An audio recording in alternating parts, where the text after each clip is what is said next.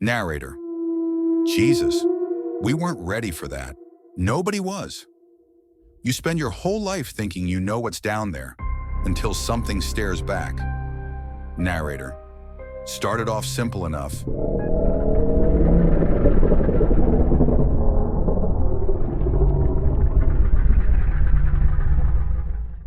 Just another dive. Some weird readings. Then we found that goddamn graveyard in the middle of the ocean. And after that, something found us. Narrator: 3 weeks ago, our research team left port to investigate unusual marine behavior patterns in the North Atlantic. Now half my crew is gone, our equipment is compromised, and I'm left with footage that no one's going to believe. I'm making this record so someone knows what happened, what's still happening out there.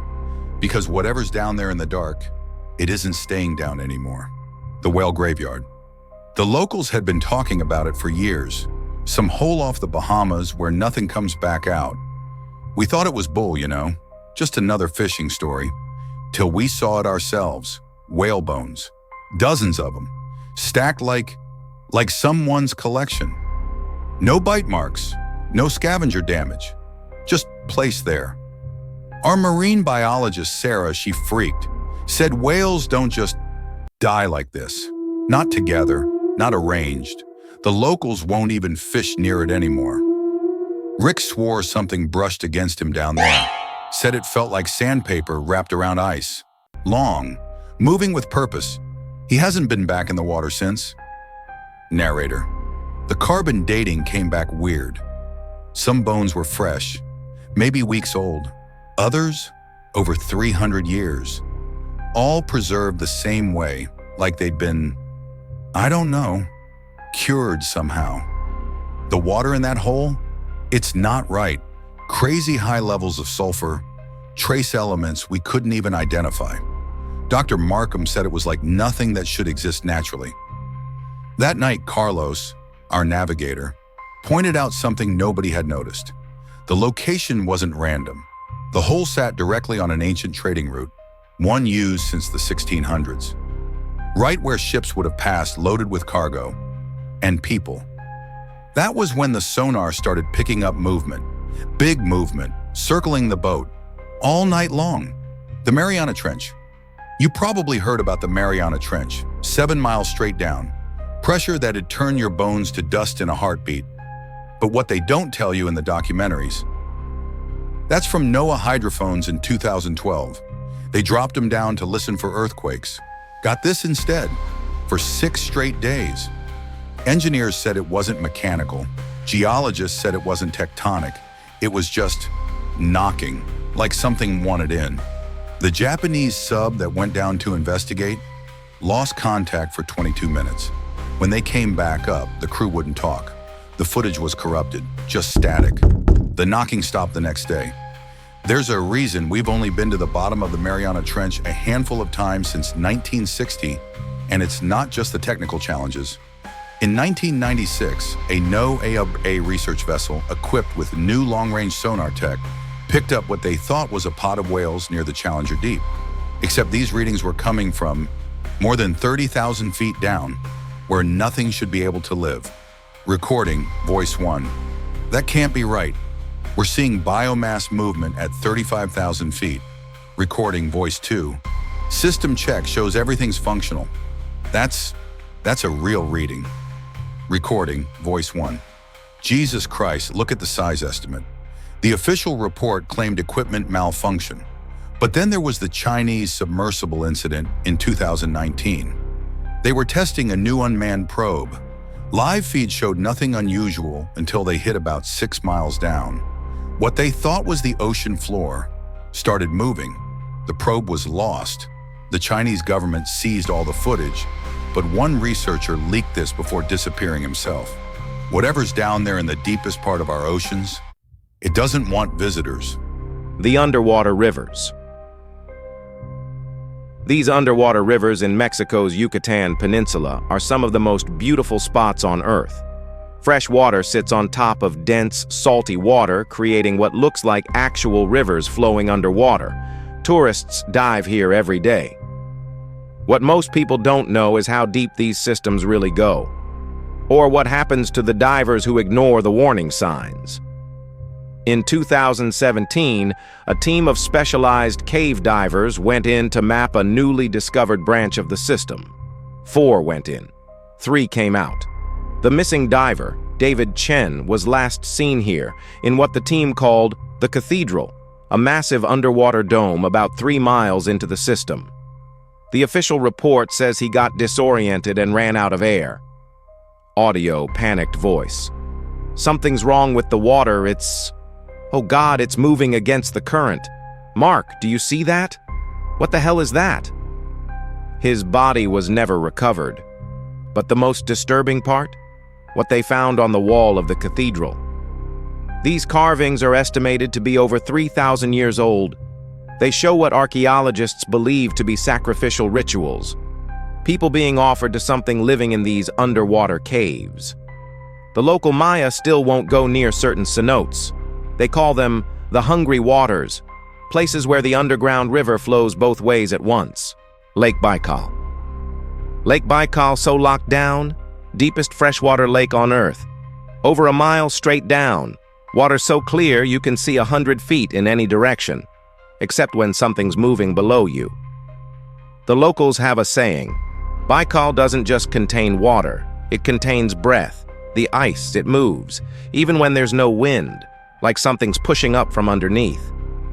This isn't conspiracy crap. It's declassified Soviet military records from '82. A dive team reported humanoid entities in the depths. No diving equipment. Between 9 and 12 feet tall, pale, with eyes that reflected their lights back at them. They tried to capture one. 3 divers never surfaced. The mission commander's last report just said, "It recognized us." In 2013, a joint Russian-American science team was drilling ice cores when they hit what they thought was liquid water pocket.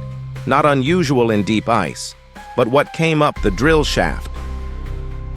This substance defied analysis. It moved on its own when placed in Petri dishes, responded to electrical stimulation, and when they put it under a microscope, the cellular structure resembled nothing known to science. The closest match? Neurons. Brain cells, but connected in ways that shouldn't be possible. Within 24 hours, the Russian military shut down the expedition, confiscated all samples, and quarantined the entire team for 2 months. The official story: potential biological contamination. That night, before the military arrived, the ice started vibrating. Not cracking, vibrating, like something underneath was knocking. The Lost Submarine.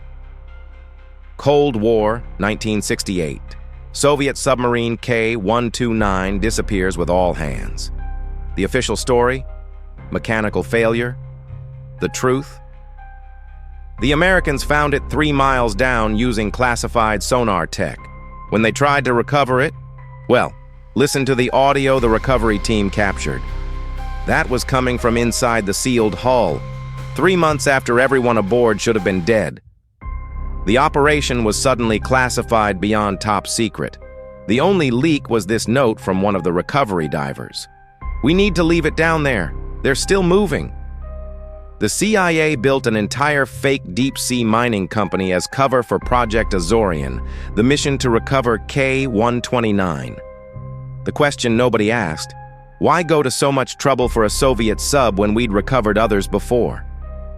These photos leaked in the 90s. Naval engineers said the damage patterns were impossible. The hull was crushed from the inside out. And these marks? Not consistent with any known weapon system. The official story says the claw broke during recovery, leaving most of the sub on the seafloor. Convenient, right? But one of the engineers who designed the claw came forward in 2005, said it worked perfectly. Voice. They got exactly what they were looking for. Then they dropped the rest back down, on purpose, because of what they found inside. Interviewer. Which was what? Voice. Not who. What? The bodies weren't right anymore. The South Pacific Anomaly. In 2008, A NOAA research vessel was mapping deep-water trenches in the South Pacific when their sonar picked up something that shouldn't exist, a perfect hemisphere, 2 miles across, sitting on the ocean floor at a depth of 20,000 feet. It wasn't on any chart. No geological formation could explain it. The crew changed course to investigate. As they approached the coordinates, their equipment started failing. GPS errors, radio static. The sonar operator described it as like hitting an electronic wall. Audio, Captain. We're holding position 2 nautical miles from Anomaly site, attempting to launch ROV to get visual confirmation. The remote vehicle made it to about 5,000 feet before they lost control, but not before sending back these images. The ROV continued transmitting for another 3 minutes after they lost control. It kept descending straight toward the light source. The last transmission included audio. The scientists said it was just underwater noise. Judge for yourself. When they tried to report the finding, they were told the coordinates they were giving were impossible. There was no trench at that location. When they returned with their data, the anomaly was gone. Just flat sea floor. One crew member took this before they left the area. Whatever was down there, it was watching them leave. The Devil's Sea Climax, 2016. The Devil's Sea, off Japan. Another Bermuda Triangle where ships and planes just vanish. The University of Tokyo sends down a 3-person submersible to map a trench. Standard research dive. 2 hours in, they're at about 3,000 feet. Everything normal. Then this happens. Submersible radio voice, panicked. Base, we're picking up movement. Massive.